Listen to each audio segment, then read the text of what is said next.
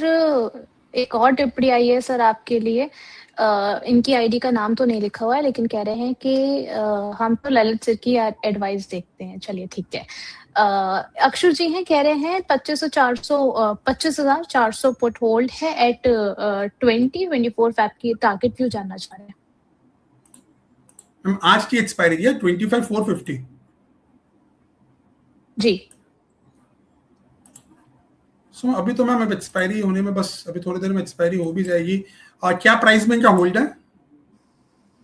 Eight 20। So ma'am वो अभी इसको थोड़ा बुक कर सकते हैं। अभी ऑलरेडी 45 चल रहे हैं, उनका पैसा डबल हो गया है, तो ज़्यादा लालच नहीं करके उनको बुक कर लेना चाहिए। और ऑलवेज हमारी यही एडवाइस रहती है कि एक्सपायरी वाले दिन आप नेक्स्ट वीक की एक्सपायरी प्ले कीजिए, ना कि इस वीक की, बिकॉज प्रीमियम बहुत ज़्यादा अपसाइड डाउन साइड रहते हैं। तो अभी तो ऑलरेडी उनको 45-46 रुपीज़ चल रही है, सो बेहतर होगा वो अपने स्टॉप लॉस 20 रुपीज़ में रख ले और बुक कर ले इसको। चलिए ठीक है। अब यहाँ पर कुछ खबरें भी निकल करके आई हैं, वहां पर क्या करना है कि इन स्टॉक्स का असर जो है वो हम आगे आने वाले समय में देखेंगे इन खबरों का, वो भी जरा जान लेते हैं। सबसे पहले यहाँ पर नाम मैरिको का है। यहाँ पर इसने फरवरी 2026 में एक न्यू हाई रिकॉर्ड बनाया है। अब स्टॉक अपने सभी मेजर मूविंग एवरेजेस से ऊपर ट्रेड करता हुआ नजर आ रहा है। साथ ही साथ ब्रोकरेज फर्म मोतीलाल ओसवाल ने यहाँ पर शॉर्ट टर्म के लिए इसको स्ट्रॉन्ग बताया है। सर आपको कैसा लग रहा है मैरिको? मैरिको का चार्ट बहुत बेहतरीन है, बहुत ही प्यारा ब्रेकआउट इसने दिया है और बहुत ही स्ट्रॉन्ग है इस मार्केट में भी, और अपने ऑल टाइम हाई के पास चल रहा है। तो मैरिको में बने रहने की सलाह है जिनके पास भी है, और मैरिको में आने वाले दिनों में 850 या 900 के टारगेट भी पॉसिबल है। चलिए ठीक है।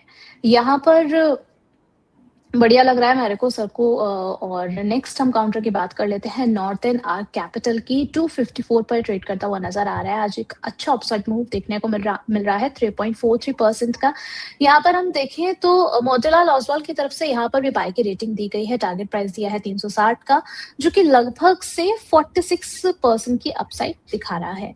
सर आपके अकॉर्डिंग यहाँ पर नॉर्थर्न आर्क आपको कैसा लग रहा है? मैम नॉर्दर्न आर्क का चार्ट अभी सपोर्ट पे है, तो चार्ट तो बहुत सही है। इसमें आप क्लोजिंग बेसिस पे, याद रखिए क्लोजिंग बेसिस पे आप वीकली में इसमें स्टॉप लॉस लगा सकते हो अराउंड 240, और इसको होल्ड कीजिए for a target of 290 and 350। चलिए ठीक है। तो इन टारगेट्स के अकॉर्डिंग आप जो है नॉर्दर्न आर्क को देख करके चल सकते हैं। नेक्स्ट काउंटर जो है वो सुजलॉन एनर्जी का है। 43 पर ये ट्रेड करता हुआ नजर आ रहा है। और यहाँ पर भी खबर निकल कर आई है कि इसके मैनेजमेंट में एक रीशफल जो है वो अनाउंस किया गया है। अजय कपूर जी को अब जो है यहाँ का इस ग्रुप का नया सीईओ बनाया गया है। वो पहले जो है अंबुजा सीमेंट लिमिटेड के एमडी भी रह चुके हैं। अब जो पहले सीईओ थे जेपी चलासानी जी, अब वो एग्जीक्यूटिव काउंसिल मेंबर संभालेंगे। आपके अकॉर्डिंग सर सुजलॉन में क्या इस करंट प्राइस पर इसको खरीदा जाना चाहिए? आगे के लिए आपको अपसाइड मूव कैसा लग रहा है सर सुजलॉन में? नहीं मैम, सुजलॉन चार्ट में बहुत ही वीक है।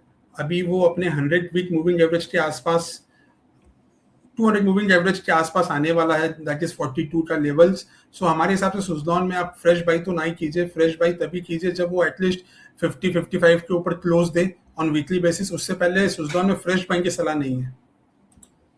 चलिए ठीक है। यहाँ पर चार्ट वीक सर को लग रहा है और फिलहाल यहाँ पर सलाह नहीं दी गई है आपको खरीदारी करने के लिए। चलिए, एक ये रेलवे की खबर मैं पढ़ रही थी जब, तो मुझे समझ आया कि यहाँ पर इसका डिस्कशन होना काफी ज्यादा इंपॉर्टेंट है, क्योंकि अब इंडियन रेलवेज की जो कंपनी है वो सिर्फ डोमेस्टिक ही नहीं बल्कि ग्लोबली भी अपने आप को एक्सपेंड करने की तैयारी कर रही है। एशिया, अफ्रीका, लैटिन अमेरिका में एक्सपेंशन की जो है वो तैयारी कर रहे हैं अब ये लोग। इसकी वजह से जितने रेलवे स्टॉक्स हैं वो भी काफी ज्यादा फोकस में बने हुए हैं। सर बहुत सारे स्टॉक्स हैं जिनको लेकर के आपसे राय जानना चाहेंगे। शुरुआत कर लेते हैं आरबीएनएल से। आरबीएनएल सर आपको कैसा लग रहा है? क्या यहाँ पर अच्छी अपॉर्चुनिटी बनते हुए आप देख रहे हैं? 319 पर ट्रेड करता हुआ नजर आ रहा है। नहीं मैम, अच्छी अपॉर्चुनिटी तो नहीं इसमें बन रही है, मतलब लॉन्ग टर्म या इन्वेस्टमेंट के हिसाब से या ट्रेड के हिसाब से भी। सो अभी सबके सब अपने 20 वीक मूविंग एवरेज के नीचे भी चल रहे हैं। तो आरबीएनएल हो या आप कोई भी ले लो, आईआरसीटीसी लो, आरबीएनएल लो, सब में एक ही हाल है। सब में बाइंग तभी करेंगे जब वो एटलीस्ट आरबीएनएल 330 के ऊपर डेली में क्लोज आए, तभी बाई करेंगे with a support of 300 and for a target of 350। तो 320 के ऊपर क्लोज, 323 के ऊपर क्लोज होने के बाद ही बाई करेंगे आरबीआई ने। चलिए ठीक है।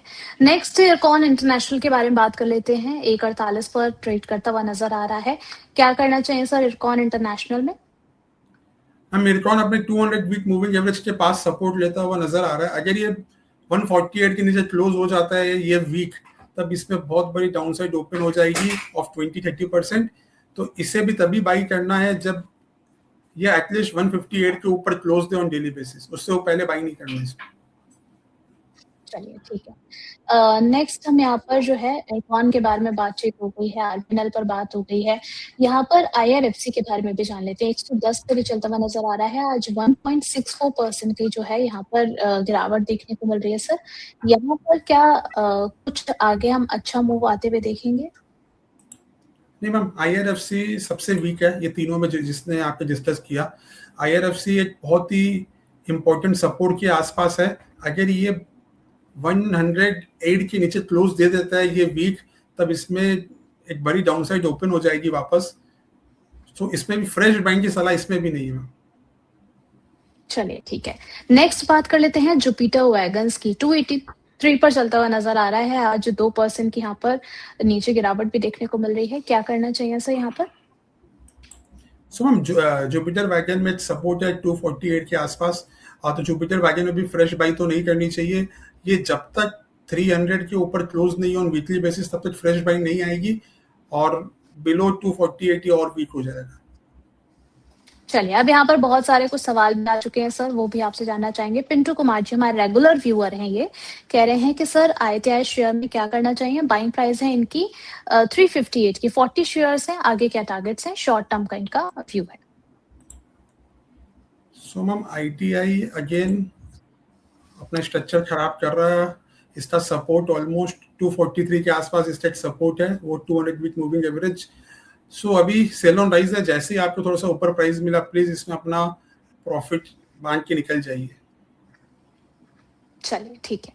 यहाँ पर अमोल जी का नेक्स्ट क्वेश्चन है, कह रहे हैं कि हेलो मोदी जी, जिंदल 100 के जो शेयर्स हैं 189 से लिए हैं इन्होंने, अभी क्या करना चाहिए?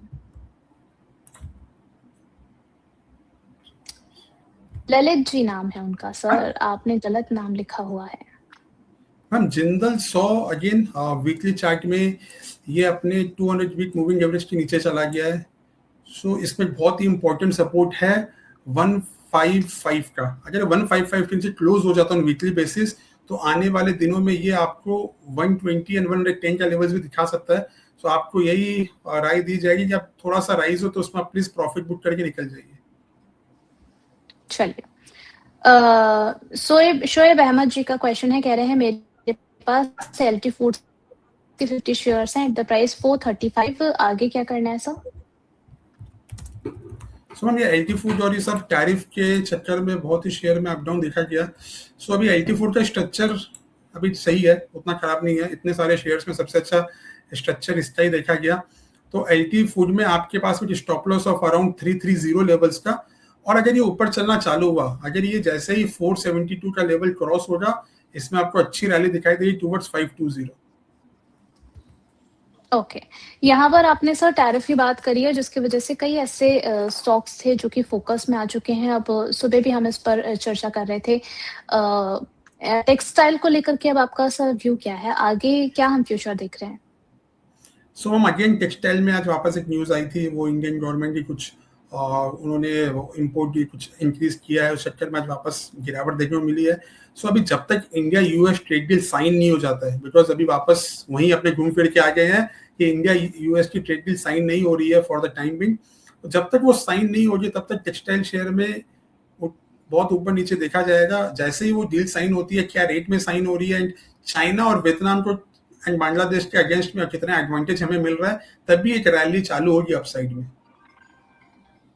यहाँ पर सर काफी इंटरेस्टिंग क्वेश्चन है। जिस तरीके से ग्लोबल टेंशन बनी हुई है, हर दिन लोगों का जो फोकस है ना, वो मार्केट के पैटर्न पे काफी ज्यादा सेट होता हुआ नजर आ रहा है। उस्मान जी है, पूछ रहे हैं कि कल मार्केट अप खुलेगा या फिर डाउन? मैम वो तो रात को ट्रम्प क्या बोलते हैं उस पर डिपेंड करेगा।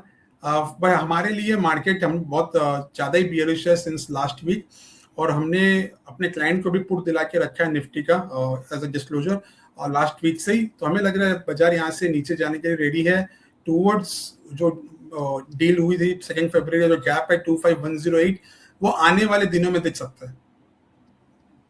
चलिए, विकास सिंह जी कह रहे हैं सेजिलिटी में क्या करें? 46 में इन्होंने खरीदारी कर रखी है, आपका क्या सुझाव रहेगा सर? मैम सेजिलिटी अगेन ये इसका स्ट्रक्चर बड़ा वीक हो गया है, ये सब इसमें सपोर्ट आ रहा है, छोटा सा सपोर्ट है अराउंड 41 के लेवल्स के आसपास। तो ये जैसे 41 42 लेवल्स क्रॉस होता है ये और नीचे जा सकता है।